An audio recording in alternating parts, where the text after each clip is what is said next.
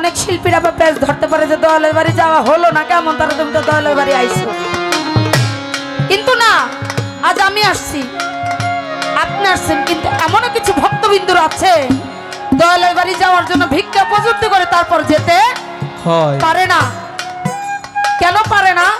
ওই ভিক্ষা করতে করতে করতে করতে যখন দেখে যাহাই আমার তো সেই আয়ু বেলা পুরা যেতেছে, কিন্তু আমার মুর্শিদের কাছে যাওয়ার মতো ক্ষমতা আমার মুর্শিদে করে দেয় নাই, তাহলে মুর্শিদের কাছে তারা কিভাবে যাবে এবং কি পৌঁছাবে? একমাত্র তাদের কারণে এই গানটা যে কবি লিখেছে,